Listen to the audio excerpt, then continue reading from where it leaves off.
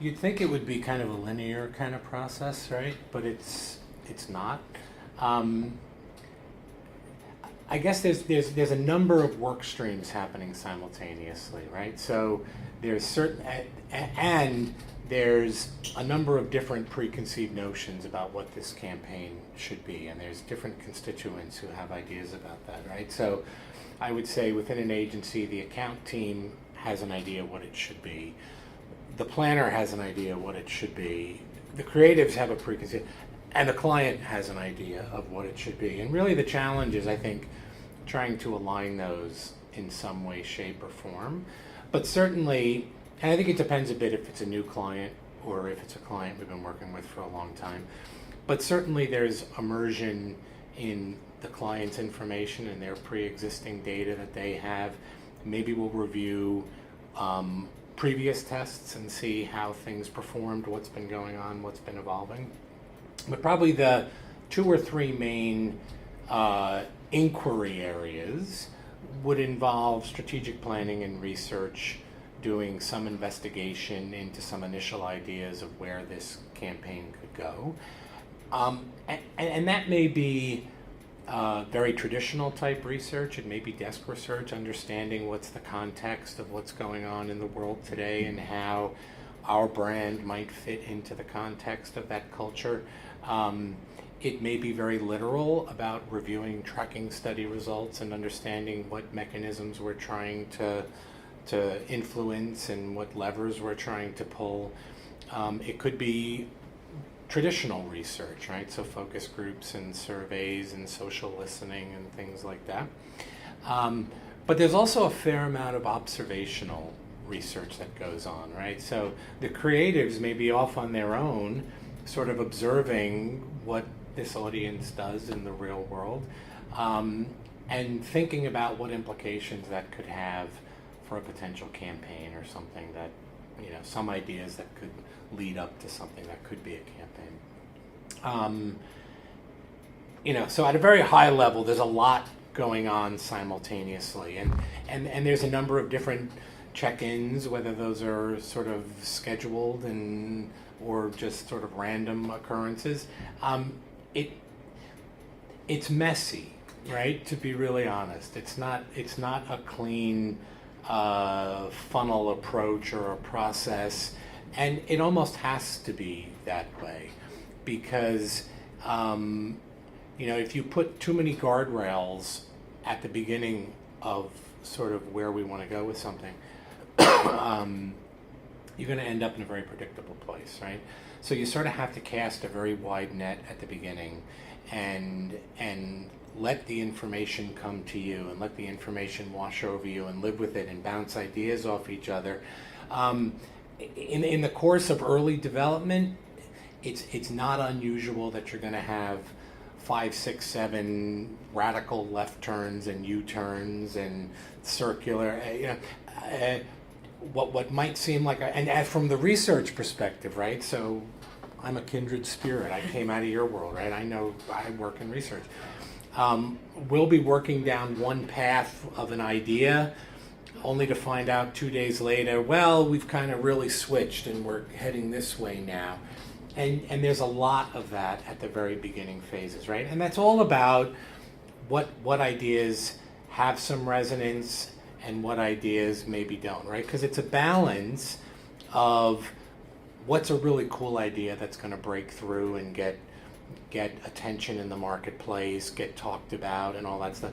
But then again, what's really going to move product off the shelf and what's going to meet the needs of the client. Sometimes those line up and you have magic.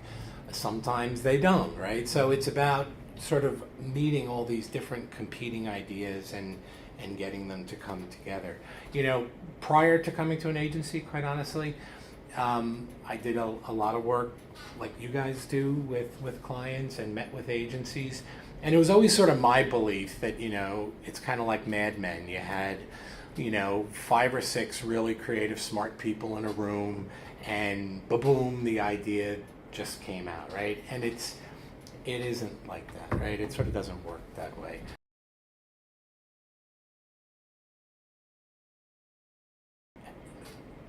An average campaign development we're talking months, quarters to make something happen.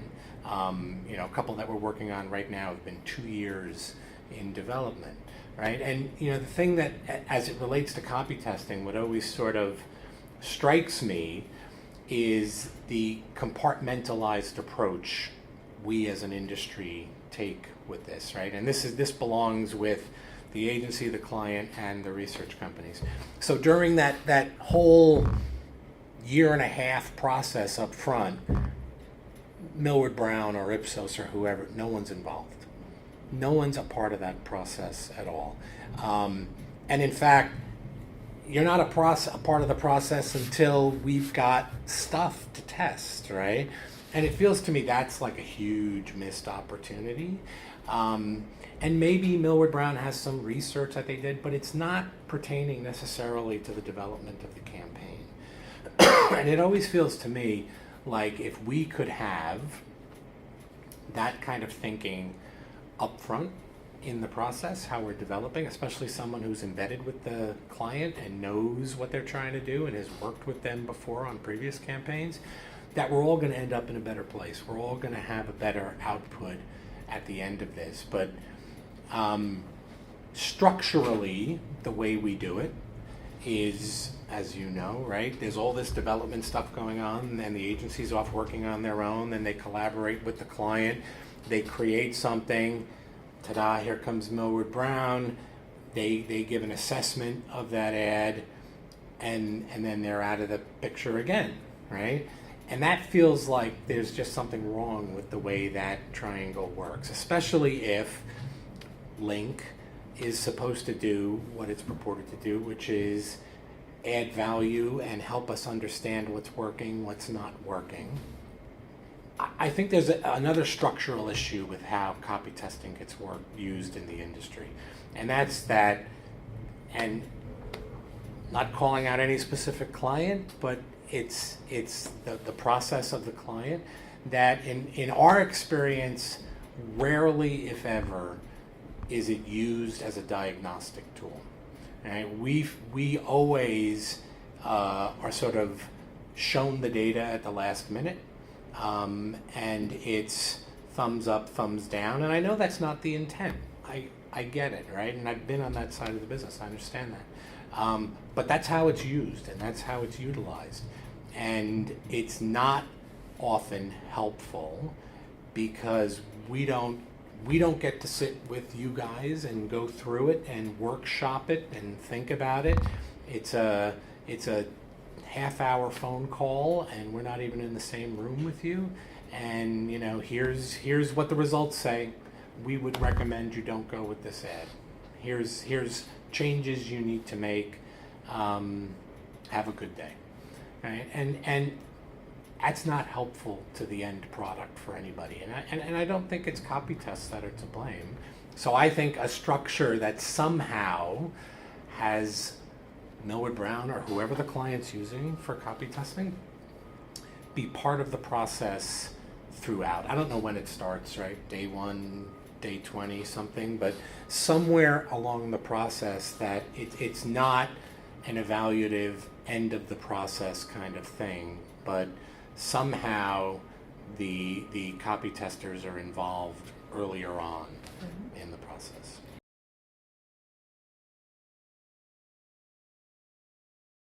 In my experience, the vast majority of clients we work with tend to be a little on the conservative side, and I think it's incumbent on the agency to try and push that a little bit. The tension, of course, is how much you can push it, how much you should push it. But I do think it's part of the agency's job to try and push them out of their comfort zone a little bit, right? And some clients will come to us and say, make me uncomfortable, right? The problem with that is define uncomfortable, right? Because the agency always thinks uncomfortable means like, waterboarding, and the client thinks it's tight shoes, right? So you have to sort of come to a meeting of the minds of what that means and how far we can push that out. I mean, finding an insight is tough, right? And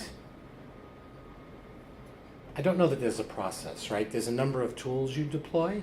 So we'll do some primary research, quantitative, qualitative, social listening, whatever it happens to be. But sometimes it's not born out of research.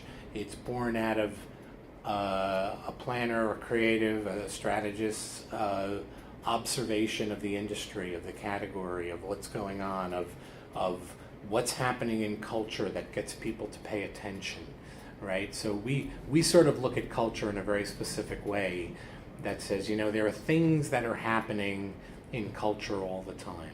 And when things shift in culture, people pay attention to that and people talk about those things. And one way for a brand to appear more relevant, more ubiquitous, bigger than they really are, punching above their media weight, more resonant to me, is to somehow attach a brand to something that's happening in culture, whether that's through an execution, whether it's through a social media campaign. So planners and creatives are very culturally attuned, right? They're sort of sports analogy, right? They're like free safeties looking around for sort of what's happening in culture and how can I somehow attach myself to that. So sometimes it's just being observant about what's happening and trying to connect the dots, because to me insights they're not pieces of data, they're not facts, they're not findings, they're never hiding in the survey, right? Guideposts to insights are hiding in the data. And really where insights come from is, I think, it's a triangulation of things we've learned through the research, what's happening in culture, and what do we know about consumer behavior. And if you sort of link those three things together and think about them in the context of the brief we're trying to solve for, insights get born out of those. But you sort of have to almost create them, right? They don't bring themselves to you. You have to go get them. But you can almost tell a brief that was born of an insight and one that wasn't, right? When you see the work, you can almost tell whether it came from a real insight or not. And clearly the ones that are born of real insights, they're much more powerful spots and campaigns, and you can almost feel the insight, right? It's like kind of the hair on the back of your neck stands up. It's like, defining an insight is always tricky, right? But it's sort of like defining beauty, and the old saying, ask 10 people, you get 10 definitions, but you know it when you see it. And I think insights are the same way.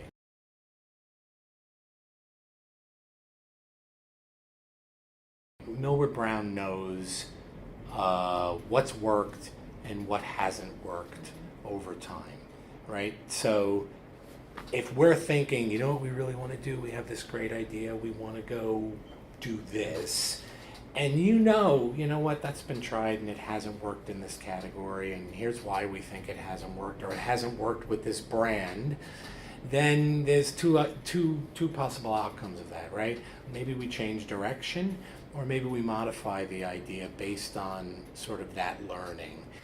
It's got to be all three parties kind of working together. This disjointed, we're going to bring you guys in now, and don't you talk to them, and they can't.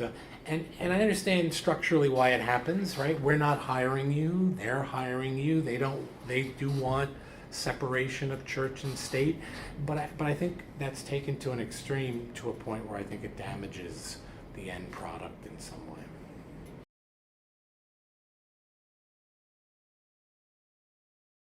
It's shit, the way it feels at an agency, right, is, imagine if you were an author or a songwriter, right, and you just wrote a book, right, and someone says, you know what, before we publish the book, we're going to copy test the book. And then, a month before actual printing of the book starts, you get a phone call. Can you be on a call at 4 o'clock today? because we want to go over the results of what your book, how people rated your book. And you go, sure, 4 o'clock, I'll be on the phone. At 3:50, you get an email that says, here's the deck, read through it, right? So you jump on the phone, they start talking about things that I as a researcher get, but most of the other people at the agency are not all that familiar with. And the end conclusion is, you know what? It's not really an engaging book. It needs to be more engaging, and it's not really getting its point across. So you're going to need to dial up, the point you're trying to make here and there. And you're sort of like, what are you talking about? How do you boil down a year and a half of work into a 5-minute conversation with and I don't quite understand what you're telling me here. So, the feeling is, and you weren't involved in everything. So you don't know my thinking, you don't know how it evolved, you don't know why we got here, and I feel like I don't even have an opportunity to share that with you in this debrief, right? So everyone gets off the phone and your editor goes, well, you know what, I think you need to go back and start again with this because this just isn't working. And I think that's the experience most people have here. When I first got here as a researcher, I could feel the scorn from creatives here. And it has taken me a lot of years to get them to understand that research has value and utility and can answer questions for you, right? Because their only real access to it is through copy testing, which in their minds, and sitting on this side, this is the way it feels. It is a judgment, and it is not an effort to try and improve the product, enhance the product, figure out what's wrong, diagnose the product, right? So I think this is really much more of a structural issue with how copy testing gets deployed today, incentives of clients. Many of our clients are financially rewarded based on copy test results, which I understand why that's evolved, but the implication of that is I think it leads to less great work because of the way it's used. But certainly nobody here wants to be copy tested, right? And the first reaction is, let's develop for the test then, because we have to get through that hurdle. So what do we have to do to beat the test? And I think that's the wrong, as I think you would think, that's the wrong way to approach doing that.